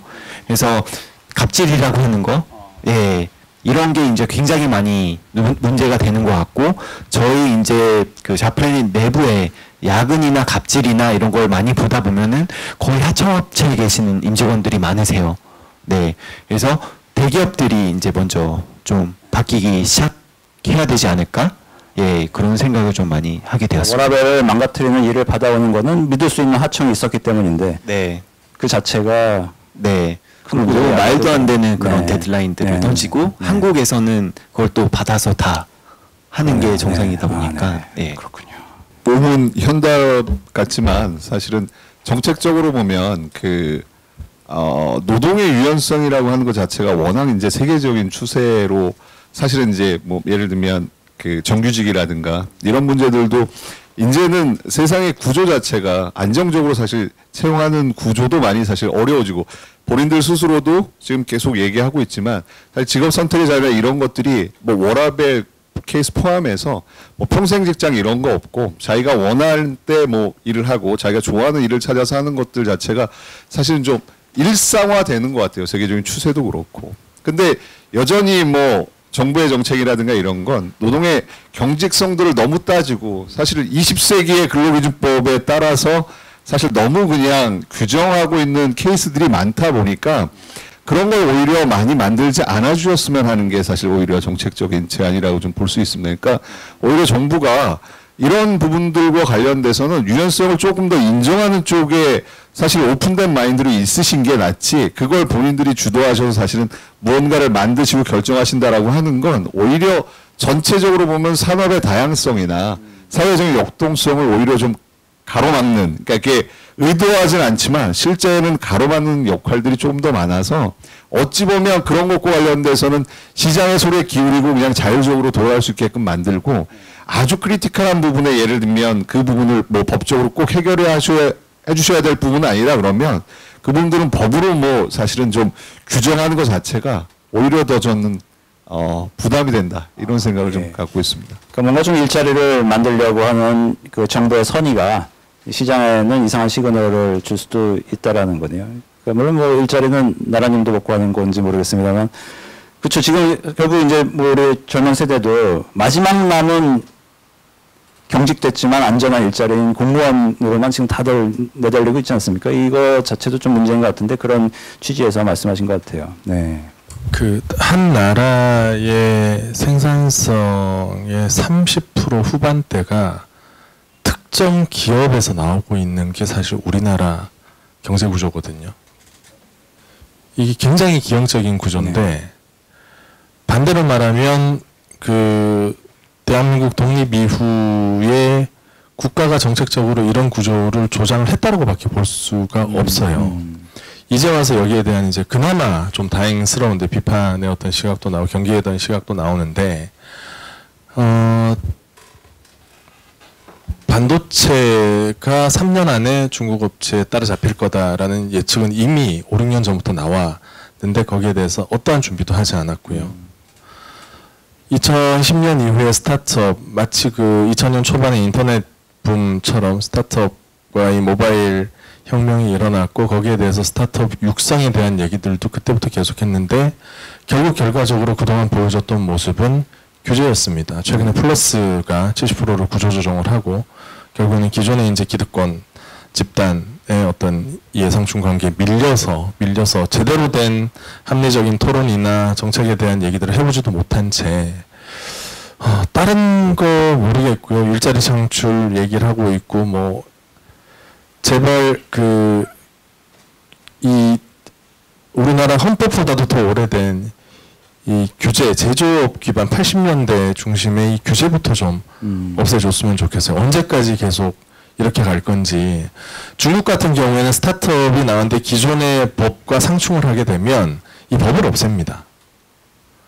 광저우나 이런 데 가보면 지금 어마어마하게 많은 젊은이들이 취업을 안 하려고 그래요. 다 창업하려고 그러지. 근데 우리나라는 그렇죠. 또 이제 세대 얘기를 안 할 수밖에 없는데 저희 아버지 세대, 50대, 60대 분들이 가지고 있는 기득권을 자꾸만 결과적으로는 지키려고 하는 모습 때문에 결국에는 내 후손들이 일할 수 있는 기회 자체를 아예 뺏고 있는 듯한 사실 그런 느낌이 들어서 그게 굉장히 저는 좀 안타깝습니다.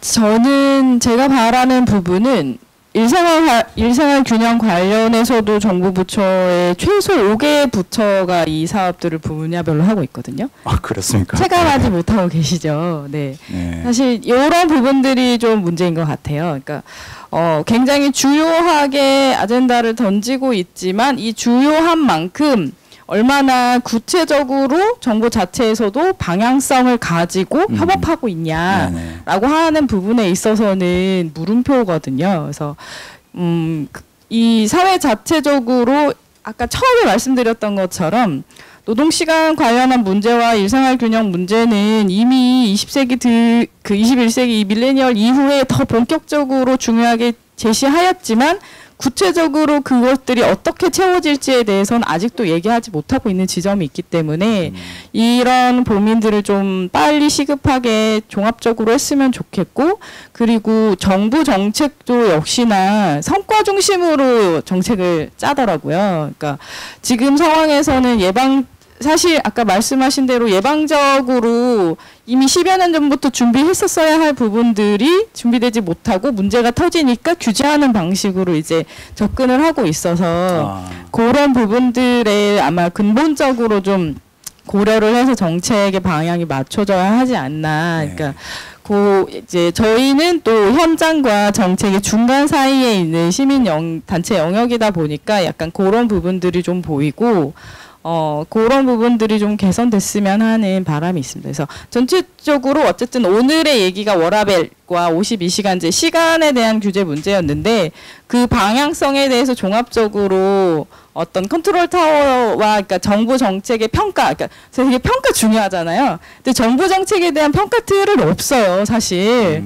그런 근본적인 문제가 도사리고 있고, 또 하나는 아까 말씀하신 대로 제조업 중심의 법 설계. 근데 이제 이 비정형 근로를 하고 있는 부분이 굉장히 넓잖아요. 근데 오히려 뭐 기업이 아닌 근로자의 입장이더라도 그 비정형 근로가 일상화되고 있는 상황에서 자기가 보호받아야 할 부분들이 전혀 챙겨지고 있지 못하기 때문에 법이 좀 그런 현실적인 부분에 맞춰서 좀 재설계되거나 필요하면 만들고 없앨 건 없애고 이런 게 좀 필요한 것 같습니다. 말씀 듣다 보니까 지금 뭐 정부에서 여러 가지 정책, 이제 대부분들 사실 이제 규제와 관련된 겁니다만, 이렇게 하면은 뭐 고용주 벌 받는다 이런 겁니다만, 그 대상 자체가 딱 아까 말씀하신 1980년대 공장 라인, 어떻게 이제 정직원으로 취업할 수 있었던 그 시대에 맞춰져 있고, 정말로 우리 대리주부에 대한 건 없는 것 같아요. 그렇죠? 그러니까 우리 다양한 어떤 일을 하는 이런 방식, 그리고 앞으로 생겨날 수 있는 이런 산업에 대한 것들에 대한 것들은 없어서, 사실 누군가가 얘기하지 않으면은 자기 맘대로 하지 않겠습니까? 그래서 이제 우리가 이제 이런 목소리를 좀 더 내야 될 것 같아요. 오죽했으면 창업을 하시는 대표님들이 무슨 얘기를 많이 하시냐면, 도와달라는 얘기는 안 할 테니까 제발 방해만 안 했으면 좋겠다는 얘기를 할 정도로 뭐 스타트업 육성 정책 이런 거 다 안 해줘도 되니까 우리가 알아서 좋은 서비스 만들면 고객들은 그 서비스를 쓰려고 우리에게 대가를 지불할 거고, 안 해주니까 제발 막지만 말아달라 이런 얘기까지 하시거든요. 요즘 뭐 그 노동과 관련된 것도 이제 마찬가지 의견일 거예요. 52시간이나 이런 것도. 그렇죠. 52시간 알아서 할 건데, 그렇죠. 스타트업 입장에서는 물론 이제 그게 도움이 되는 업종도 있겠습니다만, 네, 여러분들 뭐 질문도 있으실 것 같아요. 여러분들 오늘 얘기 들으시면서 질문 혹은 이제 코멘트 있으시면 말씀해 주셨으면 감사하겠습니다. 두 가지 질문이 있는데요. 그 여성 소장님께 첫 번째로 여쭤보겠는데, 이 워라밸이라는 단어가 최근에 굉장히 많이 회자가 되고 있는데 그 근본적인 원인이 뭐라고 생각하시는지에 대한 질문이 한 가지 있고요. 그 우아한 형제들에서 나오신 분하고 그 대리주부 나오신 분한테 이거 개인적으로 여쭤보고 싶은 건데, 정말 실력이 뛰어난 친구가 아니라면 워라밸을 굉장히 중요하게 여긴다라고 면접에서 예를 들어서 얘기를 했어요. 그럼 그 직원분을 정말 채용하실 의사가 있으신 건지, 이 이런 것들을 좀 궁금해서 한번 여쭤보겠습니다. 제가 먼저 답변을 좀 드릴까요? 그 워라밸이라고 하는 단어가 회자되는 거에 있어서 저희 내부적으로 좀 논의를 한 것은 아까 처음에 말씀드린 것처럼 하나는 일생활 균형에 관련한 부분들이 삶의 질이라고 하는 내용에 관련해서 진지하게 사회적으로 논의되기 시작했다. 그러니까 과거에는 저희가 이제 좀 한국적 역사를 정리를 하면 이 시간 중심으로 삶의 질을 이야기한 게 IMF 이전에 한 번 있었어요. 96년, 97년 IMF 직전에 노동자들이 우리도 먹고 살만해졌으니 노동하는 시간을 줄이자. 그래서 좀 전반의 삶의 질을 좀 높여야 되지 않겠냐 이런 논의가 있었고 그 논의들이 재개해서 안 된다. 이렇게 돼서 이제 무산이 됐다가 IMF가 터졌고 국민적 정서라고 하는 부분이 굉장히 우울감에 빠지고 더불어서 사실 그 시간을 줄이면 일자리가 창출될 거다. 이제 이런 부분들이 복합적으로 좀 요구가 되고 그러면서 정부 차원에서 먼저 노동 시간을 줄이는 방법으로 강제를 하면서 추진을 하게 됐죠.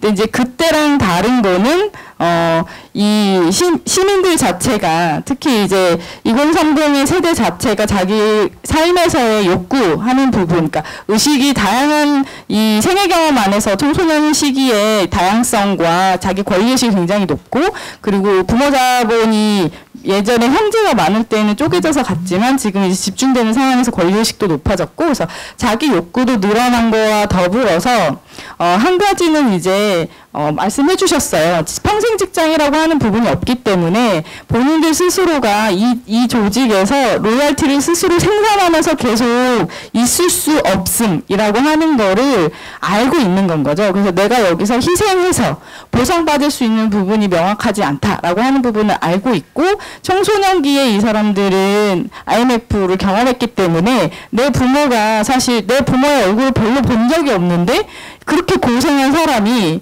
이 어느 날 갑자기 백수가 돼서 들어와 앉아 있고 나의 삶의 질이 동반 다 하락하고 이런 걸 다 경험한 부분들이 있기도 한 거죠, 근본적으로. 그래서 생애 경험 안에서 내가 어떤 조직에서 희생이라고 하는 부분들을 견디면서 돌아올 보상이 별로 없다라고 하는 지점이 명확해졌고 그리고 삶의 전반에 공정성이 많이 깨졌잖아요. 한국 사회가. 그러니까 한국이 저신뢰 국가로 지금 남아있는 것도 굉장히 정부가 고민해서 어떻게 이걸 신뢰를 높일 거냐 사회 전반에 이것도 필요하다고 생각하는데 그런 근본적인 불안정성을 끼고 있는 생애를 본인들이 이제 어쨌든 자기네가 살아내야 하기 때문에 그 불안정성을 극복하는 지점에서 그러면 난 희생하지 않겠어. 지금 당장에서 내가 선택할 수 있는 부분들에 있어 선택할 거고 요구할 수 있는 부분들을 최대한 빠르게 캐치해서 이제 그걸 내가 활용하겠어라고 하는 생애 전략이 바뀌었다라고 저희는 좀 보고 있습니다.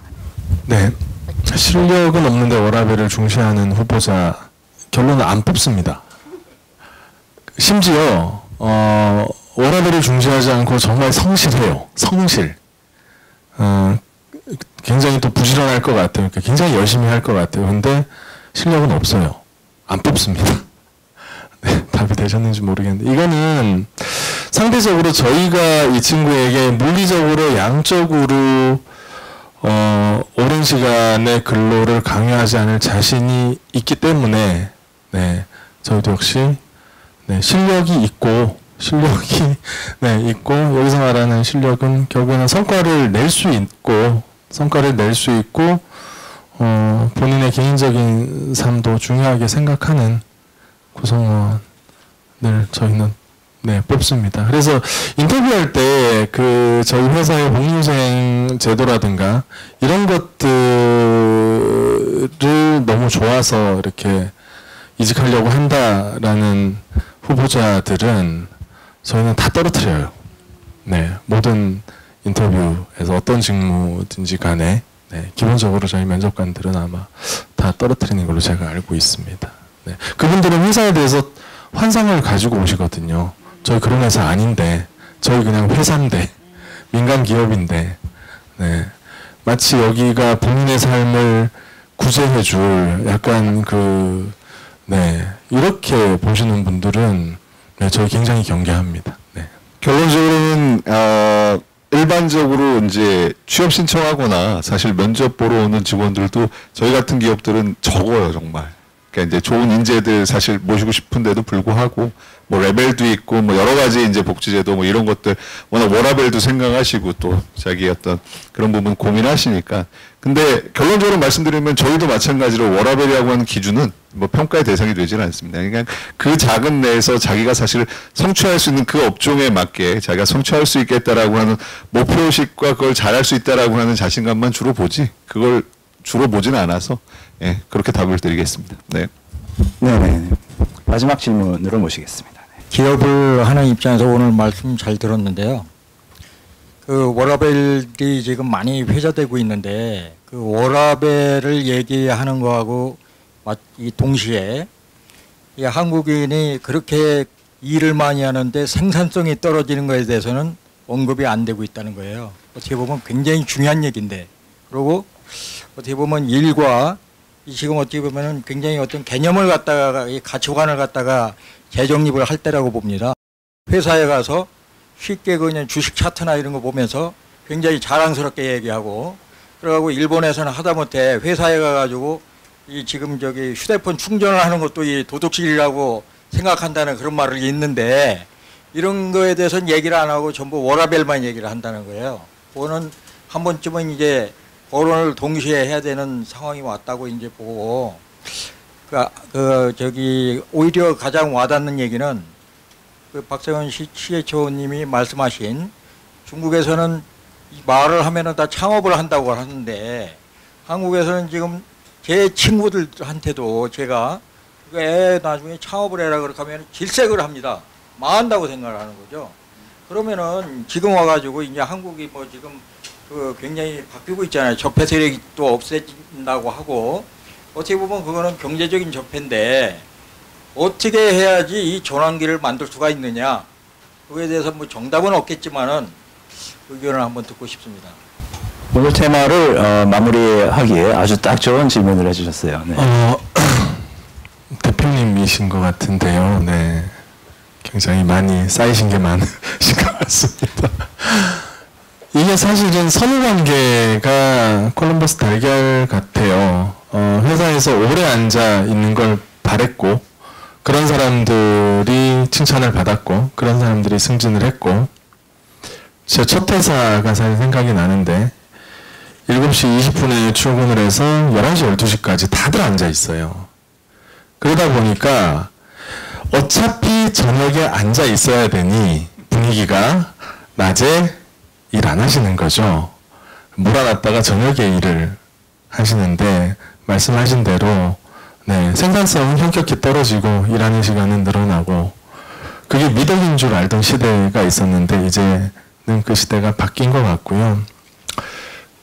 일단 회사에서 사실은 그 분위기를 본인이 해야 될 일을 8시간 안에 하건 6시간 안에 하던 다 끝내면 어떤 누구도 눈치 보지 않고 네, 퇴근하는 분위기를 만들어주는 게 저는 되게 중요하다고 생각을 합니다.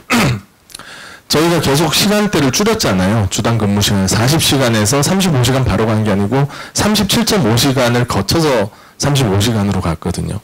37.5시간을 어떻게 만들었냐면 월요일날 1시 출근하면서 만들었어요. 2.5시간을 줄여봤죠. 생산성이 떨어지지 않았어요. 그러면 이제 화수목금 4일 동안 30분을 더 줄이면은 이제 35시간이 가능할 거는 그렇게 또 줄였어요. 또 생산성이 떨어지지 않아요. 근데 초기에 어떤 현상이 나타나냐면, 일단 퇴근할 때 눈치를 안 주니까 정시 퇴근하는 거를 권장을 하다 보니까 시간 안에 딴짓 안 하고 자기 일을 하려고 해요. 아무도 거기에 대해서 눈치 안 주니까. 밤에 일하는 거에 대해서도 누가 하라 마라 하지 않습니다. 지가 지 일 못 끝냈으면 하는 거예요.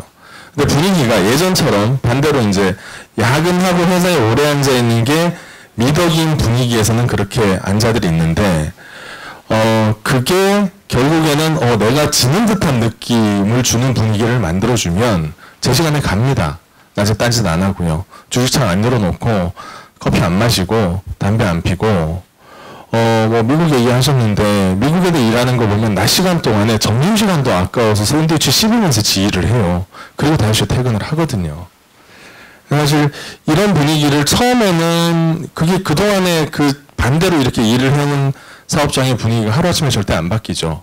근데 처음에는 회사가 의지를 가지고 인지적으로 바꿔주시는 게 저는 되게 중요하다고 생각을 해요. 그렇게 일하시는 분들을 칭찬하고 그분들한테 연봉 더 주고 그분들한테 평가 좋게 주고 그래야 아까 신뢰 얘기 말씀하셨는데 다수가 사실 신뢰해야 회사 일하는 방식도 저는 바뀐다고 생각을 하거든요. 처음에는 경영진의 의지가 되게 중요합니다. 강제로 자꾸만 보내야 돼요. 보내야 되고 일 못한 부분에 대해서는 네가 제 시간에 일을 못했으니까 거기에 대해서 응당한 대가를 자꾸만 주셔야 됩니다. 그래야지 그 시간에 일을 제대로 하려고 자기들끼리도 고민하고 이렇게 하니까 좀 더 빨라졌다. 그리고 회사에서도 불필요한 보고라든가 쓸데없는 일 시키는 거 하지 않게 하셔야죠. A4 반장이면 끝날 얘기를 자꾸 PPT 10장을 만들어내라 그래요. 그러다 보니까 그거 붙잡고 있는다고 자꾸만 사람들이 야근하거든요. 그리고 결제 단계도 줄여주시면 좋을 것 같아요. 팀장님 공서체 좋아해요. 근데 실장님은 도둠체 좋아해요. 그걸 바꾼다고 또 시간 걸리는 거예요. 그 도대체 왜 중요한지 모르겠어요, 저는. 사장님한테 갔더니 자기는 이거 한 장으로 줄였으면 좋겠대요. 다시 또 원점에서 돌아오는 겁니다. 분명히 이걸 시행해야 되는 적정한 타이밍인데 이미 그 타이밍을 놓치고 있거든요. 그러다 보면 그건 야 이제 시간 지났으니까 내년에 다시 줘 이렇게 되는 거죠. 담당자는 일주일 동안 사실 속된 말로 삽질한 겁니다. 그런 어떤 결제 단계도 좀 줄여주시고 일을 제대로 그냥 제 시간에 하고 퇴근하는 분위기 만들어주시고 이게 이제 자꾸만 처음에는 삐그덕거리겠지만 반복되다 보면 구성원들도 거기에 맞춰서 일을 합니다. 그게 미덕이니까 저는 그렇게 생각을 합니다. 네, 시간이 많이 지났으니까 답변이 충분히 되었으리라고 보고 오늘 네 분의 토크 듣다 보니까 이 워라벨이 그냥 흔히 듣기로는 그냥 드는 생각은 편해지는 보다 이제는 복지사회가 되나 보다라고 생각했는데 전혀 그게 아니라 사실은 우리 사회에 주는 어떻게 보면 마지막 신호일 수도 있을 것 같아요. 지금 생산성이 바뀌어야 된다. 지금 우리 사회에서 일을 하는 방법이 바뀌어야 된다. 어떻게 보면 그리고 기업 자체도 바뀌어야 된다라고 하는 강한 메시지인 것 같아요. 그렇지 않으면은 앞으로가 위험해진다라고 보는 어떻게 보면 그런 우리 사회가 내는 신호라고 볼 수 있다는 생각이 오늘 네 분과 얘기하다 보니까 들었습니다. 여러분들도 이제 각자의 위치에 돌아가셔서 이 워라벨이 주는 의미 한번 곱씹어 보면서 여러분 입장에서는 또 어떻게 우리 사회 그리고 여러분들이 속한 조직을 바꿀 수 있을지 생각해보는 그런 기회가 됐으면 좋겠습니다. 오늘 자리해 주신 네 분께 감사드리고요. 그리고 네 분 주신 인사이트에 여러분 박수 한번 부탁드리겠습니다. 감사합니다.